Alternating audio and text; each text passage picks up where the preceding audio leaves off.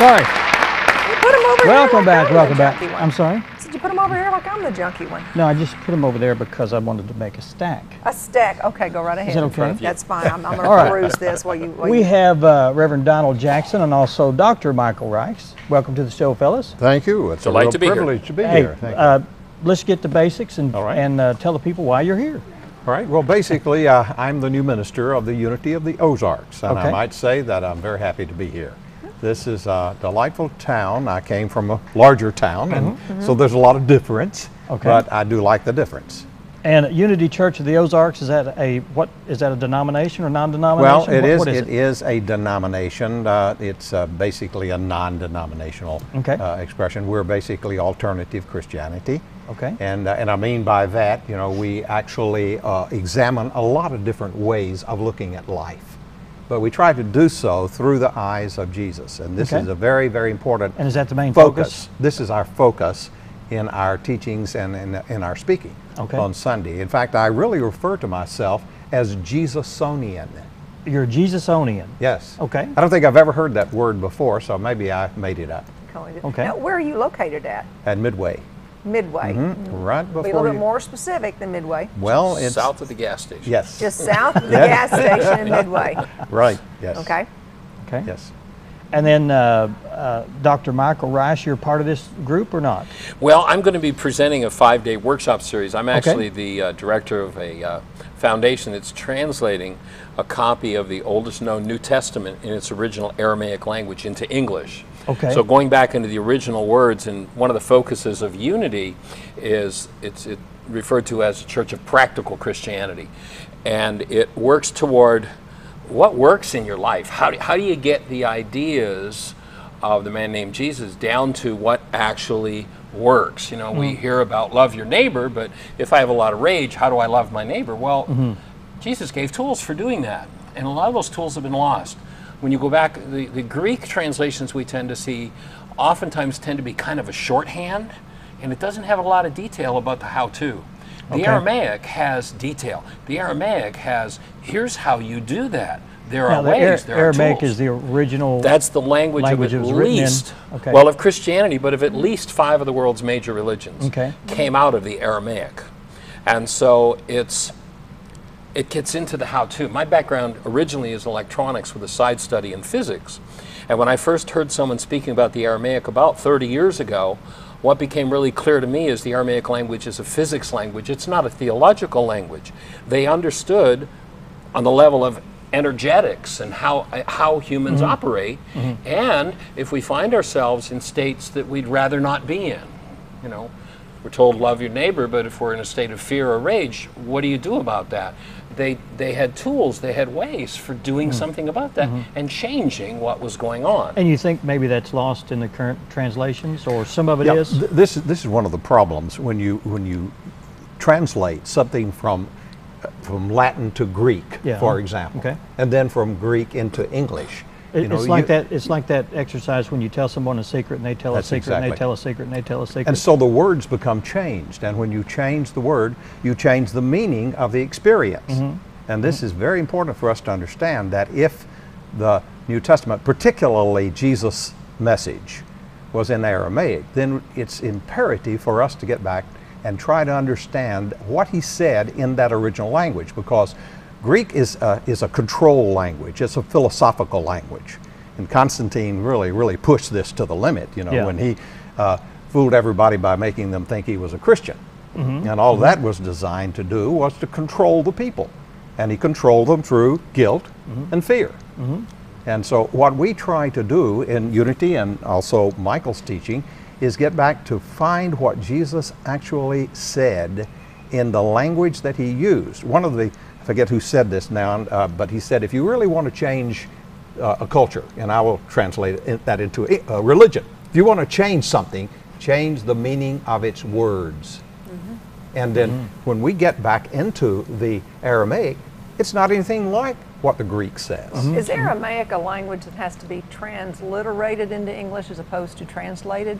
No, it can be translated. It can't be translated. There's a dictionary, if you want to keep that copy of Enlightenment, there's a dictionary that goes back to the first century meanings of those words, and there's certain ideas that you can't say in English.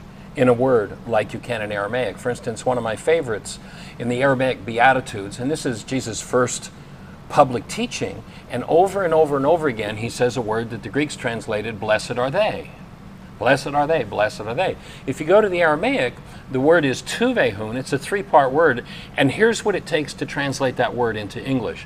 A latent neural structure implanted by God to guide you to happiness and well-being becomes your conscious possession, you who, and then the Beatitudes are a set of instructions for how to get something that's inside of you back to an active state in your mind.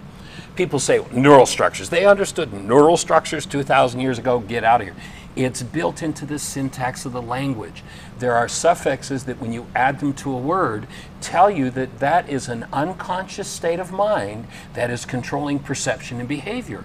And someone who doesn't know that an unconscious state of mind is controlling their perception and behavior says, I want to behave this way, but I can't. When I get into that situation, I behave that way. Right. You know, listen to Paul. He says, why is it the things I would do, I cannot do? He does these beautiful writings about love, but then he turns and he says, and the things I hate are what I do, because those unconscious states of mind can control us. Yeshua knew exactly how to get to those unconscious states of mind and how to clean them out, but it's lost in the Greek. That's why Paul didn't know how to do it. Yeah. And so Unity Church of Practical Christianity is about how to do that.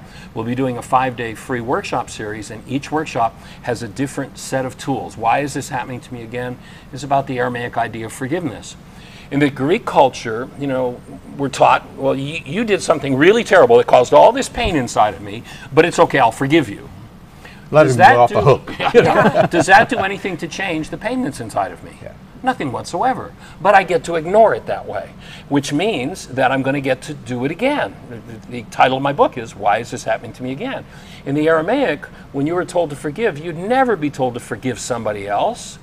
When you hear that in the Greek, it sounds like that, but when you go to the Aramaic, you're handed a tool with which you go inside yourself and change the source of your pain and put an end to your pain so you don't have to keep doing it again and again and again.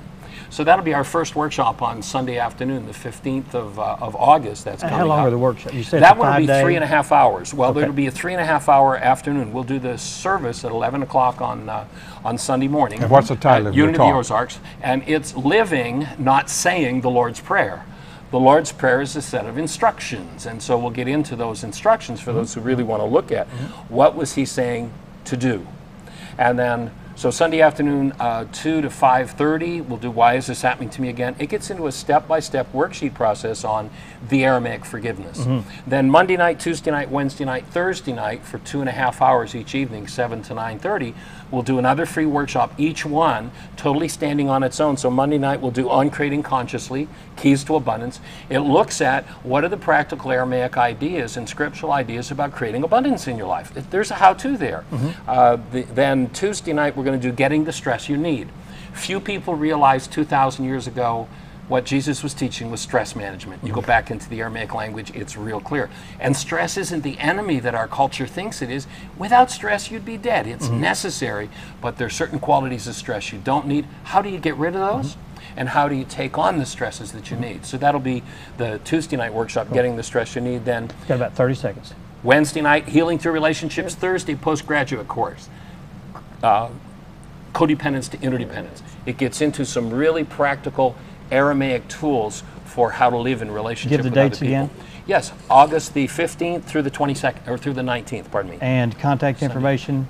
Yes, they can contact me at don@innovateliving.com. Spell that. INNOVATELIVING.com. Okay. Or if they Googled Unity Church, the Ozarks. They can Google, okay. yes. Because that's Cool. usually the easiest way people can get to. Okay. They can also Google Heartland or Michael Rice, or YCE. My website is www.whyagain.com, and they can download a flyer that has all the details. Is there a cost for the workshop? They're all free. No, all free. And the interesting thing is they can come and find out why he used the name Yeshua instead of Jesus. Yeah, okay. That's his real name. Yes, his real name. I like that. I like that. All right. Thanks for being here, guys. Thank you. Hey, it's We'll invite you to come back sometime. Okay, please do. Yes. We'd like to thank all the guests being on the show. We are totally out of time. Thank you so much for being here. Always, Dr. Ari. And I'll fix Always. that pile up here in just a second. I'll do some house do that. cleaning. Thanks for watching. Bye.